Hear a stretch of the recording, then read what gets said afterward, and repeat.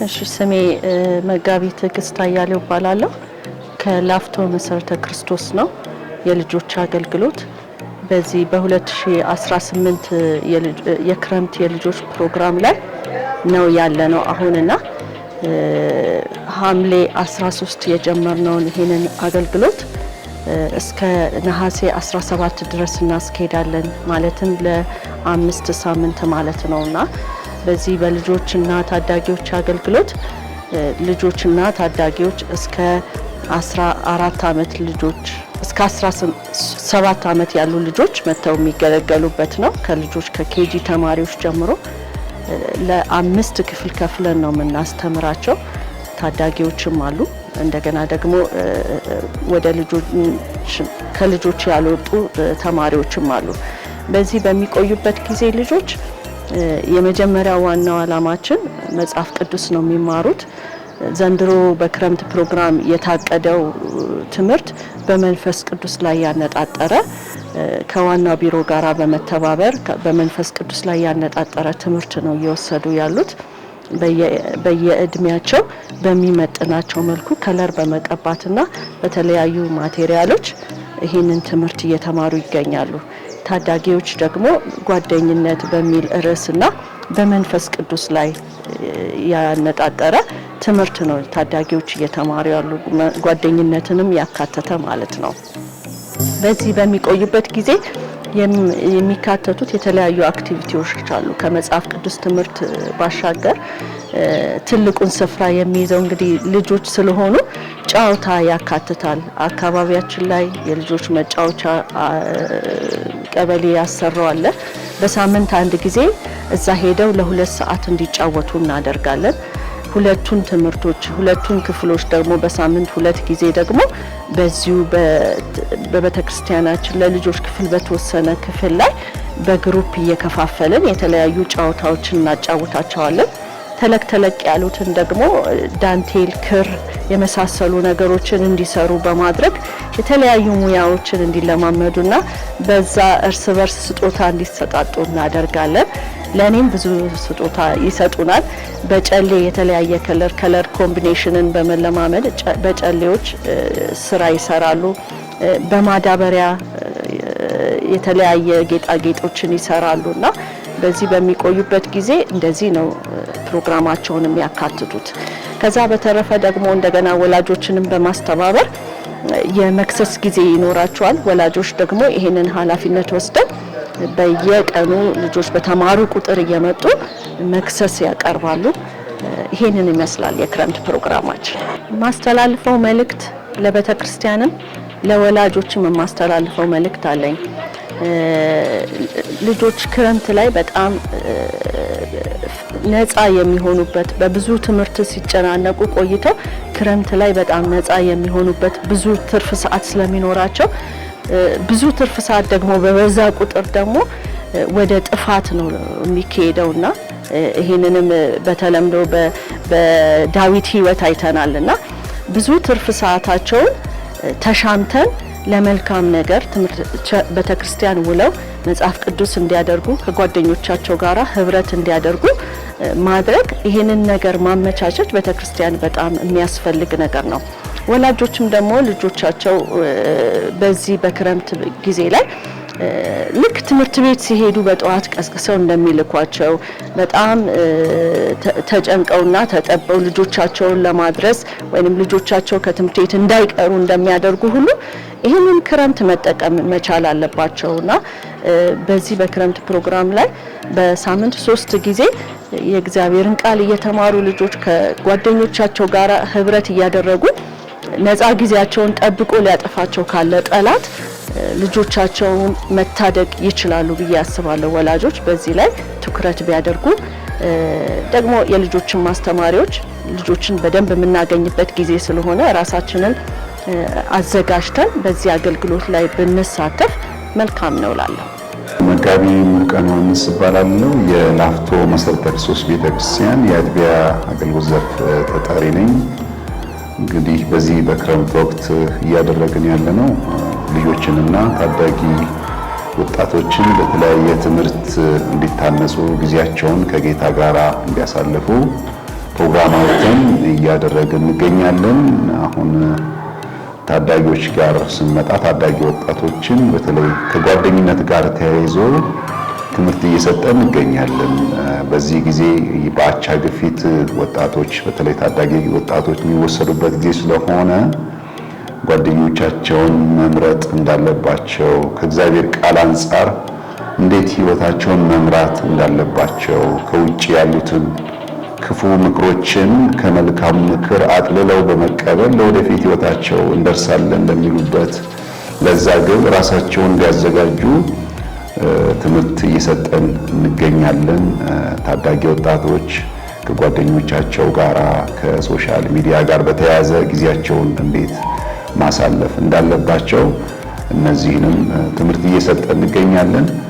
በዚህ ሁኔታ ውስጥ ነው ያለነው። ልጆችን በተመለከተ እንደዛው ሌላው በትምህርት ቀርጸን እያስተማርን ያለው ሌላው ወጣቶችም ጭምር ይሰጣል። በነገራችን ላይ ወጣቶች ደግሞ መንፈሳዊ እድገት በሚል እየተማሩ ይገኛሉ ተከታታይ ትምህርት።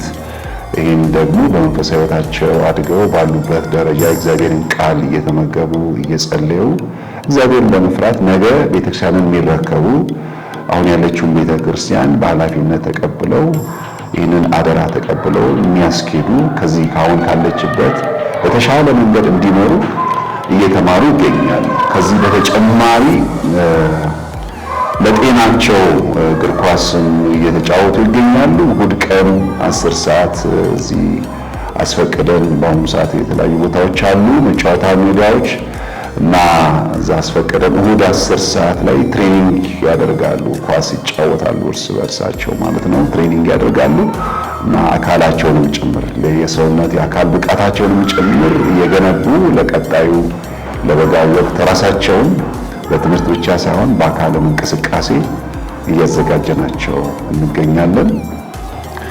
እኔ ለማስተላለፍ የምፈልገው መልእክት እንግዲህ ልጆችም ታዳጊ ወጣቶችም ጭምር ነገ የቤተክርስቲያን ተረካቢ እንደመሆናቸው መጠን በጣም ትኩረት ሊሰጣቸው ይገባል። በእግዚአብሔር ቃል መታነጽ አለባቸው፣ መማር አለባቸው፣ በጸሎት ማደግ አለባቸው። ወጣቶች ጊዜያቸውን ለጌታ መስጠት አለባቸው። እያንዳንዱ ነገር ፕሮፐርሊ ማኔጅ ባላንስ የሆነ ህይወት ሊኖራቸው ይገባል።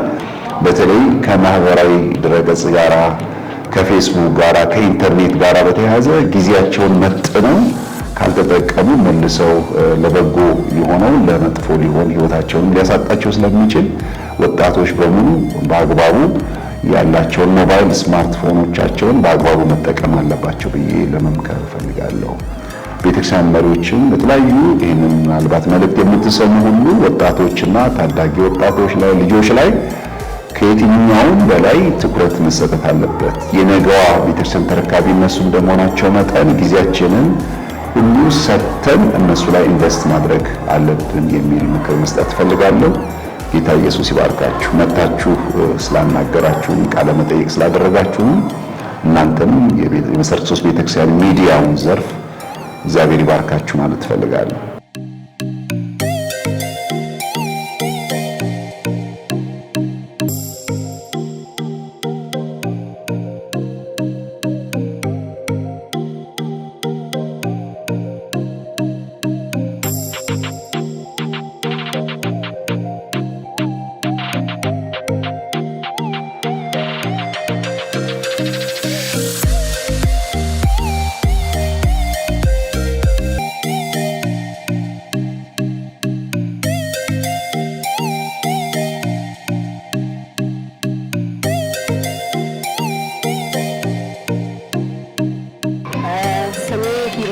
ይባላል።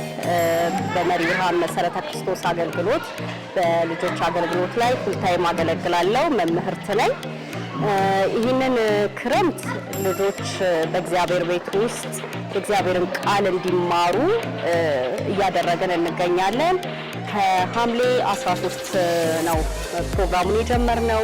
እጅግ በጣም ደስ የሚል መንፈሳዊ ትምህርት ነው እየተማሩ ያሉት። በዚህ ፕሮግራም ላይ የእግዚአብሔርን ቃል እየተማሩ ነው ልጆች። ለመንፈስ ቅዱስ ለልጆች የሚል ፕሮግራም እየተማሩ ነው ያሉት። ይህንንም እንግዲህ ስናስተምራቸው ስለ መንፈስ ቅዱስ ልጆች ማወቅ አለባቸው። እግዚአብሔርን በሚገባ መረዳት መቻል አለባቸው። ከሱ ባለፈ ደግሞ አካዳሚ ትምህርትም እንዲማሩ እናደርጋለን። የጨዋታ ጊዜ ያላቸው ከሱ ባለፈ ደግሞ በህብረት አንድ ላይ እንዲያድጉ በቤተ ክርስቲያን ውስጥ የእግዚአብሔርን ቃል በማወቅ በስርዓት እንዲያድጉ ይህንን እያደረግን እንገኛለን። ለወላጆች ማስተላለፍ የምንፈልገው መልእክት ልጆች የእግዚአብሔር ቃል እንደሚለው ለወላጆች እጅግ ስጦታዎች ናቸው። ወደዚህ ምድር መጥተዋል። ልጆች ወደዚህ ምድር ሲመጡ የሚያውቁት ምንም ነገር የለም። ልክ እንደ ተቦካ ጭቃ ናቸው። ምክንያቱም የምንዘራባቸው ዘር እንዴት አድርገን ቅርጽ የምናስይዛቸው ወላጆች ስለሆንን ማለት ነው። ስለዚህ ወላጅ ትልቅ ኃላፊነት አለበት። አሁን እንደምናውቀው ዘመኑ እጅግ በጣም በብዙ ነገር የተሞላ ዘመን ነው። ልጆች በብዙ ነገር ውስጥ እያደጉ ነው ያሉት፣ በቴክኖሎጂ፣ ሶሻል ሚዲያ እንደዚሁም ደግሞ በማህበረሰብ ውስጥ ብዙ ነገር እየቀረጻቸው ነው ያለው። ስለዚህ እግዚአብሔር የሚፈልገባቸውን ሆነው እንዲያድጉ የወላጅ ትልቅ ድርሻ አለ። ማህበረሰብ የሚዘራባቸው ዘር ምንድነው እሱ የሚለውን ነገር በጣም ቆም ብለን ማየት መቻል አለብን። ስለዚህ እግዚአብሔር የሚፈልገው ነገር ስላለ የእግዚአብሔር አደራም እንደመሆናቸውና ወላጆች ጋር ልጆች የሚቆዩት እስከ 18 ዓመት ድረስ ነው። ስለዚህ ወላጆች የልጆች ባላደራዎች ናቸው። ልጆቻቸው እነሱ ጋር ሲቆሙ 18 ዓመት እንደሚቆዩ አስበው ግን የዘላለምን ደግሞ እንደሚሰሩባቸው ማመን ስላለባቸው ያንን የዘሩባቸውን ነው የሚሆኑት። ስለዚህ ትልቅ ኃላፊነት አለብን። ቤተ ክርስቲያንም ትልቅ ኃላፊነት አለባት። ድርሻው የቤተ ክርስቲያን፣ የማህበረሰብ እንደዚሁም ደግሞ የወላጆች ነውና በጋራ ነው ልጆች ላይ የምንሰራው። ጤናማ የሆነ ነገር ከዘራንባቸው ጤናማ ነገር ይዘው ያድጋሉ። ይሄ ጤናማነት ደግሞ በማህበረሰብ ውስጥ፣ በሀገር ውስጥ እንደዚሁም ደግሞ በዓለም ዙሪያ የሚጠቅም ነገር ነውና ሁላችንም ኃላፊነት አለብን። የእግዚአብሔር ቃል እንደሚናገረው ልጅን በሚሄድበት መንገድ ምራው፣ በሸመገለም ጊዜ ከእርሱ ፈቀቅ አይልም ነው የሚለውና ሁላችንም ትልቅ ኃላፊነት አለብን። እግዚአብሔር ያክብርልን።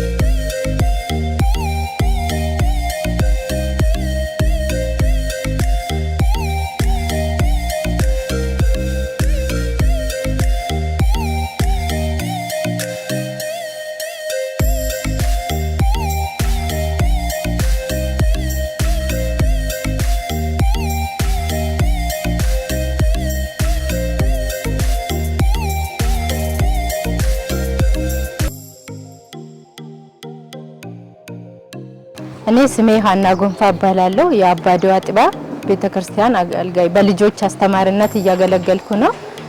እግዚአብሔር በሰጠንና ቤተክርስቲያኑ ባዘዘችን መሰረት ልጆች ስለ መንፈስ ቅዱስ ማንነትን እየተማሩ ነው፣ እያስተማርን እንገኛለን።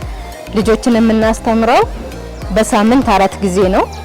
እግዚአብሔር በፈቀደና በረዳን መጠን ከዚህ ትምህርት ልጆች መንፈስ ቅዱስ ማንነትን በደንብ ተራርተዋል። በፊት ይሄን ያይል ብዙም ስላላወቁ በደንብ እንድረዳ ልጆች እንድረዱ አድርጎልናል። ቤተክርስቲያን እንድናስተምር እንድናስረዳቸው ጌታ በፈቀደ መጠን እና ልጆችን በጣም ጠቅሟቸዋል። መንፈስ ቅዱስ ማን ነው? እግዚአብሔር አብ ወልድ መንፈስ ቅዱስ ማን ነው የሚለውን እየተረዱ ነው። እግዚአብሔር ጌታ በፈቀደ መጠን ትምህርቱን በደንብ ተረዱልን ብለን አሁን ፋይናል ላይ ደርሰናል ማለት ነውና ጠቅሟቸዋል ብለን እንረዳለን። እግዚአብሔር ይመስገን። ለወላጆች የምናስተላልፈው አማኝ ለሆኑ ወላጆች ለቤተ ክርስቲያንም የምናስተላልፈው ልጆች ላይ ትኩረት ቢሰጥ፣ ይሄ ትምህርት ሁሌ ደጋግሞ ቢኖር፣ መጽሐፍ ቅዱስን በደንብ ቢያውቁ፣ እግዚአብሔርን በደንብ ቢያውቁ፣ ቤተ ክርስቲያን እና ልጆች ከወላጆቻቸው ጋራ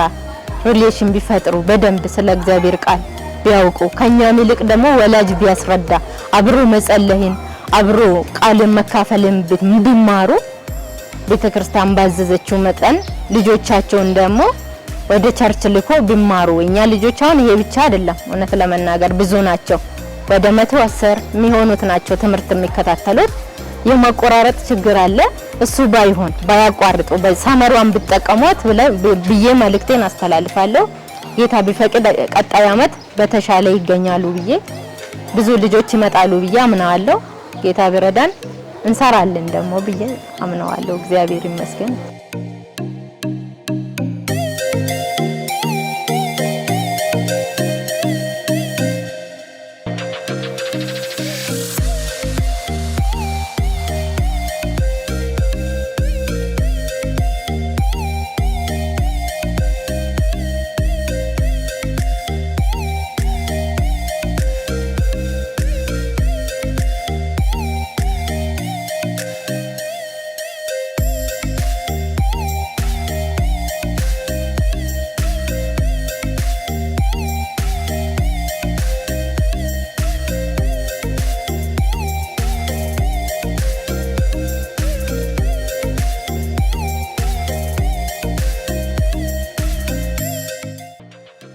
ስሜ አገልጋይ ጆርጅ አሰፋ እባላለሁ የማገለግለው በሀያት መሰረተ ክርስቶስ አጥቢያ ሲሆን የወጣት አገልግሎት ክፍሉን በማስተባበር ላይ እገኛለሁ እንግዲህ ዛሬ በዚህ ደግሞ ለመናገር ያለሁት የሀያት መሰረተ ክርስቶስ አጥቢያ በየአመቱ የወጣቶች ሰመር ካምፕ እንደምታዘጋጅ የሚታወቅ ይሆናል ዘንድሮም እናንተ የሕያው እግዚአብሔር ቤተ መቅደስ ናችሁ በሚል አንደኛ ቆሮንቶስ ምዕራፍ 3 ቁጥር 16 ላይ ባለው ተነስተን እሱን በማስተማር ላይ አብረን በመጫወት አብረን ጊዜ በማሳለፍ በጾም ጸሎት እያሳለፈን የምንገኝ ሲሆን የትምህርቱን ኮንተንቶች ለመጥቀስ ያክል የመጀመሪያው ከቅድስና አንጻር ሴክሹዋል ፒዩሪቲ ዲጂታል ፒዩሪቲን የያዘ ከፌሎሺፕ አንጻር ስለ ህብረት ፌሎሺፕ ሆሪዞንታልም ቨርቲካልም ነው በሚል ሐሳብ እየተነሳን እንደዚሁም ደግሞ ስለ መንፈስ ቅዱስ ሙላት እነዚህን የያዘ ትምህርቶችን እየሰጠን እንገኛለን የጀመርነው ሐምሌ 20 ነው የምንጨርሰው ደግሞ ነሐሴ 16 የሚሆን ይሆናል በመጨረሻ ለወጣቱም እንደዚሁም ለአባቶችም ለአገልጋዮችም ለእናቶችም ማስተላለፍ የምወደው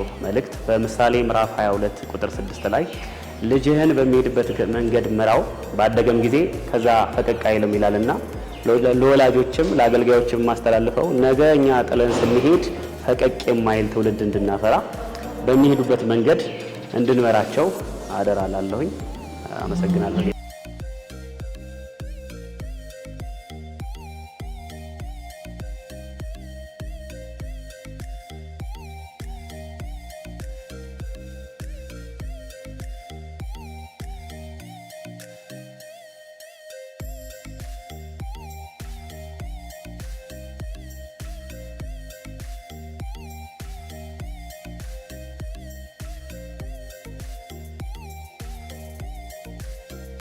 ይህ መልእክት ለምታዳምጡ ቅዱሳን በሙሉ ጌታ ጸጋና ሰላም ይብዛላችሁ ስሜ መምህር ሃይማኖት ይባላለሁ በአገር አቀፉ የልጆች አገልግሎት ውስጥ አስተባብራለሁ እግዚአብሔር እርቶን የመሰረተ ክርስቶስ ቤተክርስቲያን ዋናው ቢሮ በአገር አቀፍ ደረጃ የሳመር ካምፕን እያዘጋጀ በመስጠት አገልግሎት 3ኛ ዓመቱን ይዟል በዚህ 3ኛው ዓመት ላይ መንፈስ ቅዱስን በተመለከተ መንፈስ ቅዱስ ለልጆች በሚል ትምህርት 10 ቀን የሚፈጅ 8 ትምህርቶችና አንድ የሪቫይዝን ጊዜና በመጨረሻ ደግሞ በቤተክርስቲያን አጠቃላይ ጸሎት እንዲደረግላቸው በማሰብ አሰራጭተናል እግዚአብሔር የተባረከ ይሁን ይሄ አገልግሎት በደንብ እየሄደ ነው አጥቢያዎችንም ማሰስ ለማድረግ ሞክረናል ብዙ አጥቢያዎች ጀምረዋል እግዚአብሔር የተባረከ ይሁን ምናልባት ያልጀመራችሁ ቅዱሳን አጥቢያዎች ካላችሁ ከዚህ በኋላ በቀረልን የክረምቱ